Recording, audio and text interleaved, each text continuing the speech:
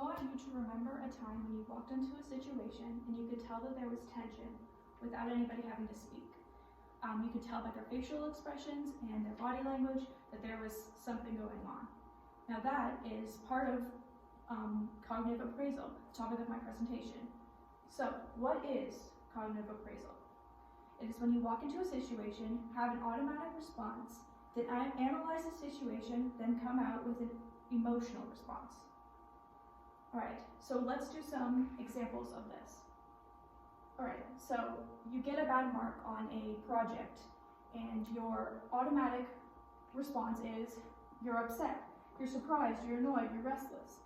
And then you go and you think possibly, I thought I studied for this, I thought I filled in the entire test, I thought I did it well. And then you come out with the response that you are disappointed and angry. So right now you might be a little bit confused about what the difference is between your automatic response and your emotion at the end. The difference is when it's an automatic response, you have that fight, flight, or freeze reaction to it all. It's usually very short-lived and you don't even realize it's happening. With the emotion, you can name it and claim it. And it will last a lot longer and sometimes it will come out with a solution. Okay, let's use another example. You're out on a road trip with a group of friends and you see some smoke come up in the air and the car makes a weird noise and then the car stops. Your automatic response might be fear or frustration. And then you have the feeling, oh my gosh, what are we gonna do? We're out in the middle of nowhere. And then you come out with the last emotion, which is fear and worry.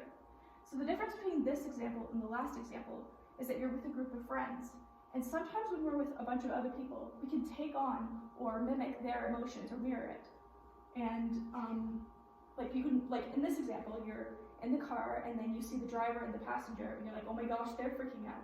And then you start to freak out. All right, so I wanted to go through what you can use this theory in cognitive behavioral therapy, which is used to help people with mental illnesses. Okay. Okay, so this works by questioning your perception, so that the thoughts that you have after you have your automatic response, and then you have those thoughts, and then you have the emotion. We're going to work with the thoughts and the emotion, and later on in cognitive behavioral therapy, you work on the behavior. But in the thoughts area, you can question your automatic thoughts that you have about the situation. For example, if you're at a grocery store and you see somebody you know, and you say hello to them and they don't say hello back, your automatic thought is, oh my gosh, they're mad at me, and your emotion is upset or disappointed in yourself or wondering what you did wrong, and you feel disappointed with yourself. And if you question your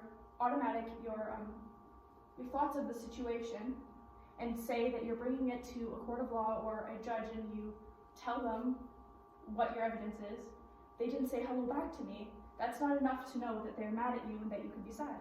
If you rethink of it like, oh, maybe they didn't hear me, then you come out with a different emotion and the whole situation will be different and you'll feel different about it.